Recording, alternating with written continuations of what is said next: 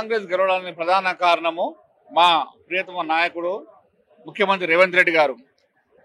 గత 10 సంవత్సరాల నుంచి బీఆర్ఎస్ ప్రభుత్వంలో ఎలాంటి అభివృద్ధి జరగలేదు. మరి కాంగ్రెస్ వచ్చిన తర్వాత ఈ 2 సంవత్సరాల్లోనే ఎన్నో సంక్షేమ పథకాలు కాంగ్రెస్ పార్టీ ప్రవేశపెట్టింది. దానికి తోడు నవీన్ యాదవ్ గత 30 ఏళ్ల నుంచి వాళ్ళ కుటుంబము ఈ జూబ్లీస్ ప్రాంతంలో ఎంతో మందికి సేవలు చేసింది. చాలా గరీబులను ఆదుకున్నారు. అదొక ప్లస్ పాయింట్ అయింది. అలాగే ఫ్రీ బస్సు, ముఖ్యంగా చెప్పాలంటే మరి టీఆర్ఎస్ గవర్నమెంట్ లో ఒక్క రేషన్ కార్డు కూడా ఇవ్వలేదు. మరి నియోజకవర్గంలో మొన్ననే 3 నెలల క్రితం చాలా మందికి రేషన్ కార్డులు అందినాయి. ఇది ప్రధాన కారణము. ప్రజలు కూడా మరి అధికార పార్టీకి వేస్తే అభివృద్ధి సాధ్యమవుతుందని ఆలోచనలో ఉన్నారు. చాలా ఓటింగ్ శాతం చాలా తక్కువైనది కూడా కాంగ్రెస్ పార్టీ మెజార్టీ తగ్గింది. మరి వ్యక్తిగతంగా నవీన్ యాదవ్ ఏరియాలో బాగున్నది. మా ప్రియతమ నాయకుడు రేవంత్ రెడ్డి గారికి మరి మేము ప్రత్యేక ధన్యవాదాలు తెలియజేసుకుంటున్నాము. ఈ రానున్న 3 ఏళ్లలో మరి తెలంగాణ మరింత అభివృద్ధి చెందుతుందని కోరుకుంటున్నాము. రిగ్గింగ్ చేసి గెలిచిరని చెప్పేసి బీఆర్ఎస్ నేత శ్రీనివాస్ గౌడ్ అయితే ఇక్కడ స్టేట్మెంట్ ఇచ్చేస్తారు. ఏం చెప్తారు? చాలా చండాలమైన విషయం ఇది. రిగ్గింగ్ అనేది ఎప్పుడు వండి అయిపోయింది. వాళ్ళు ఓడిపోతున్నారు కాబట్టి ఈ తప్పుడు ఆరోపణలు చేస్తున్నారు. నవీన్ యాదవ్ రౌడీ రిగ్గింగ్ చేసిరని అసత్య ఆరోపణలు చేస్తున్నారు. అవన్నీ తప్పు. చాలా మెజార్టీ తోటి విజయం సాధిస్తూ రిగ్గింగ్ అనేది జరగలేదు. లంకల దీప ఇప్పటిదాకా వచ్చి చెప్పింది సార్. బయటకు వచ్చి కౌంటింగ్ తర్వాత తను ఓడిపోతున్నానని తెలిసి బయటకు వచ్చిన తర్వాత చెప్పారు, అంటే మేము పైసలు పంచలేదు కాబట్టి మేము ఓడిపోయినాము, కాంగ్రెస్ డబ్బు వంచింది కాబట్టి వాళ్ళు గెలిచిరని చెప్తున్నారు సార్. ఏం చెప్తారు? అది కూడా తప్పు. గతంలోనే ప్రచారంలో చెప్పిండు రేవంత్ రెడ్డి గారు బీజేపీకి డిపాజిట్ తక్కువని, కులాలు మతాలను విభజించి పాలించే బీజేపీకి డిపాజిట్ దక్కదని, ఎప్పుడు కులాలతో విభజించి పాలించే వారిని దూరం పెడతారని చెప్పారు. అభివృద్ధి నమ్మిరు కాబట్టి బీజేపీని పక్కన పెట్టిర్రు. కాంగ్రెస్ పార్టీ అభివృద్ధి సాధ్యమవుతుంది కాబట్టి కాంగ్రెస్ పార్టీ పట్టం కట్టారు. ఓట్ల ముందు మహిళలకు చీరలు పంపించేసి ఓట్ల కోసం అని చెప్పేసి చీరలు పంపించేసి అభివృద్ధి పథకాలను ముందుకు తీసుకొచ్చి కాంగ్రెస్ ఇలా గెలవడానికి ప్రయత్నించిందని చెప్పేసి సార్. చీరల పంపిణీ ఎక్కడ జరగలేదండి. ఎక్కడ జరిగిన చీరల పంపిణీ? చీరల పంపిణీ ఇంకా అసలు స్టార్టే కాలేదు. ఈ అసత్య ఆరోపణలు టీఆర్ఎస్ బీజేపీ కుమ్మక్కై అసత్య ఆరోపణలు చేస్తున్నారు. కేటీఆర్ కూడా కాంగ్రెస్ పై ఎంత దుమ్మెత్తినా కానీ ప్రజలను నమ్మే పరిస్థితి లేరు. కాంగ్రెస్ పార్టీ పట్టం కట్టిరు. రానున్న 3 ఏళ్లలో కూడా మరి తిరిగి కాంగ్రెస్ పార్టీ అధికారంలోకి వస్తుంది. సార్ కాంగ్రెస్ వచ్చిన తర్వాత జూబ్లీస్ రౌడీజం వస్తుందన్న వాళ్ళకి ఏం చెప్పబోతున్నారు సార్? ఇప్పుడు నవీన్ యాదవ్ ఉండి ఏం అభివృద్ధి చేయబోతున్నాడు సార్? ఈ జూబ్లీస్ నియోజకవర్గము ఇది 30% హైఫై కాలనీ కానీ మిగతా 70% చాలా బస్తీలు ఉన్నాయి. ఈ బస్తీల్లో మౌలిక సదుపాయాల కోసము ఆయన కృషి చేస్తాడని ప్రచారంలో హామీ ఇచ్చాడు. చాలా కాలనీలో రోడ్లు లేవు. చాలా మందికి వాటర్ ప్రాబ్లం ఉన్నది. అవన్నీ మరి ఈ 3 ఏళ్లలో చేసుకొని తిరిగి అత్యధిక మెజారిటీతో నవీన్ యాదవ్ మళ్ళీ తిరిగి గెలుస్తాడు. నమస్తే అండి. నేను స్టేట్ వైస్ ప్రెసిడెంట్ మహిళా కాంగ్రెస్. అధికారం ఉంటే రిగ్గింగ్ చేస్తారని వాళ్ళ హయాంలో జరిగిందని అన్ని గవర్నమెంట్లు అట్లే ఉంటాయి అనుకోవడం ఎంతవరకు కరెక్ట్? మరి గతంలో కూడా ఇంతకు ముందు ఉత్తమ్ పద్మావతి గారి మీద బై ఎలక్షన్స్ లో, తర్వాత వేరే చోట కూడా బై ఎలక్షన్ లో గెలిచినప్పుడు అట్లనే చేసిరా? నాగార్జున సాగర్ లో అన్నిట్లో చెప్పండి. నవీన్ యాదవ్ ఒక ఆకురౌడి, ఆయన భయపెట్టించి ఓట్లు వేయించుకున్నారు. సాయంత్రం పూట లాస్ట్ 1 అవర్ లో భయపెట్టించి ఓట్లు వేసుకున్నారు. అదంతా అబద్ధం అండి. ఓడిపోతున్నామని తెలిసి ఏదో ఒకటి మీడియాలో హైప్ తెచ్చుకోవడానికి వాళ్ళు పోలింగ్ రోజు కావాలని నవీన్ యాదవ్ ఆఫీస్ దగ్గరకు వచ్చిర్రు. నవీన్ యాదవ్ ఆఫీస్ దగ్గరకు వచ్చి గొడవ చేయాల్సిన అవసరం ఏందండి వాళ్ళకి? చెప్పండి.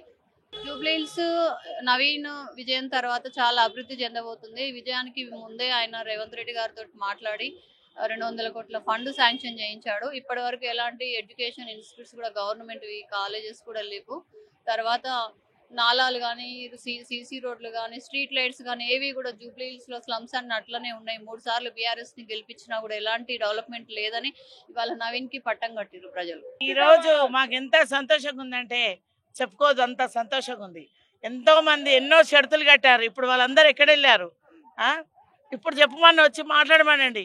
కాంగ్రెస్ రానియను అది ఇది అని అందరు అన్నారు కదా, ఇప్పుడు రమ్మనండి. ఇప్పుడు రౌడీ షీటర్ ఏందో రౌడీ షీటర్ అన్నారు కదా, రౌడీ షీటర్ ఎలా గెలిచాడు? మళ్ళీ ఇప్పుడు ఎన్నో మంద మాటలు అన్నారు. ఇప్పుడు ఏమైంది? జై కాంగ్రెస్. ఇప్పుడు నవీన్ ఎంత ప్రజలు చెప్పారు, ఓటుతో ప్రజలు సమాధానం చెప్పారు. ఓటుతో జూబ్లీహిల్స్ ప్రజలు ఓటుతో సమాధానం చెప్పేశారు కదా. ప్రజల సేవకుడు, విద్యావంతుడు, చిన్న వయసు, ఓటుతో సమాధానం చెప్పారు. ఇప్పుడు భారీ మెజారిటీతో గెలిచాడు. ఇప్పుడు చెప్పమనండి, ఇప్పుడు రమ్మనండి, మాట్లాడమనండి. ఇప్పుడు రౌడీ షెటర్ అండి, మినిస్టర్స్, ఎమ్మెల్యేలు, ఎంపీసీలు, ఎమ్మెల్యేలు కాంగ్రెస్ పైసలు ఏం పంచలేదు. అన్ని అబద్ధాలు. కాంగ్రెస్ పైసలు పంచలేదు. రిగ్గింగ్ ఏం జరగలే. ఎందుకంటే రిగ్గింగ్ జరిగిందని ఎందుకంటారంటే రిగ్గింగ్ జరిగింది ఎందుకంటే వాళ్ళకి ఎటు దారి లేదు. ఏదో ఒక నింద మా మీద పెట్టాలి. అందుకని రిగ్గింగ్ జరిగిందని చెప్తారు. అంతే. చేతగానలో ఎవరైనా చెప్తారు రిగ్గింగ్ జరిగిందని. కారణం ప్రూఫ్ ఉందా వాళ్ళ దగ్గర? రిగ్గింగ్ జరిగేంత ఉందా? వేరే వేరే పార్టీలు కూడా ఉంటారు కదా బూతులలో. రిగ్గింగ్ ఎలా జరుగుతుంది? వాళ్ళకి ఎటు సందు లేదు. ఏం అర్థం కావట్లేదు. హైపర్ అవుతుర్రు. అందుకే రిగ్గింగ్ అని చెప్తున్నారు. జెన్యూన్ గా కష్టపడి ఓట్లు తెచ్చుకున్నాడు. కష్టపడి మేమందరం వర్క్ చేశాము. కష్టపడి ఆయనతో ప్రేమ అభిమానంతో జనాలు ఓటేశారు. నేను పోలీసు వాళ్ళు కూడా నన్ను జరగమ్మ పక్కకి వెళ్ళిపో అన్నారు. మేము కాంగ్రెస్ వాళ్ళు నాకేం సపోర్ట్ ఇవ్వలేదే. వాళ్ళు ప్రజలు ప్రేమగా అభిమానంతో వేశారు ఓట్లు. ఏం రిగ్గింగ్ జరగలేదు, ఏం లేదు.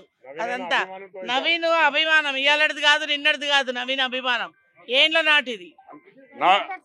నా పేరు రేపాల వెంకటేశ్వర్లు. నేను సుబ్రహ్మణ్య స్వామి టెంపుల్ చైర్మన్.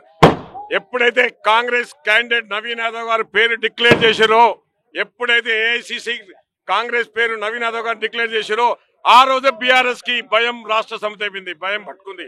నవీన్ అన్న విద్యావంతుడు, నిత్యం ప్రజల మధ్య నుంటాడు. 2 సార్లు ఓడిపోయినా ప్రజల మధ్య నుంటూ ఓటమి ఉన్నా కానీ నేను పట్టుదలతో నేను మళ్ళీ విజయం సాధించాలని ఆయన చదువుకున్న బీఆర్ లక్షల జీతాలు వదిలిపెట్టుకొని నిత్యం ప్రజల మధ్య ఉన్నాడు. ఎంతో మంది విద్యార్థులకు సొంతంగా ఫీజు కట్టించాడు. 2000 మందికి గర్భిణీ స్త్రీలకు సామూహిక శ్రీమంతం చేపించాడు. నిత్యం ప్రజల మధ్య ఉంటాడు. అన్న నా ఆరోగ్యం ఖరాబ్ అయిందంటే ఇమ్మీడియట్ గా సొంతంగా తీసుకుపోయినాడు. ప్రజాసేవకుడు, విద్యావంతుడు. ఇవాళ జూబ్లీహిల్స్ లో మేమందరూ తిరిగినాం. జూబ్లీహిల్స్ ఎర్రగడ్డ పోయినాం, షేక్పేట పోయినాం, ఈసుగూడ పోయినాం, సోమజ్ ఎక్కడ పోయినా నవీన్ అన్న కాలనీ వాసులు కూడా చెప్పారు నవీన్ అన్నకి ఈసారి అవకాశం ఇచ్చారు. మా రేవంత్ రెడ్డి గారు ముఖ్యమంత్రి గారు ప్రజల మధ్యన తిరిగే వ్యక్తి. చాలా మంది విమర్శించారు.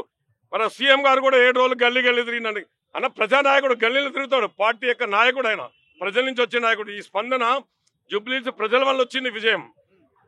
కాంగ్రెస్ పథకాలు, రేవంత్ రెడ్డి గారు ఇచ్చిన సన్న బియ్యం కానీ, రేవంత్ రెడ్డి గారు ఇచ్చిన రేషన్ కార్డులు కానీ, మహిళలు ముఖ్యంగా ఉచిత బస్సు సౌకర్యం అంటే ఏంటంటే దాదాపు 3000 రూపాయలు వాళ్ళకి ఆదాయం కలుగుతుంది.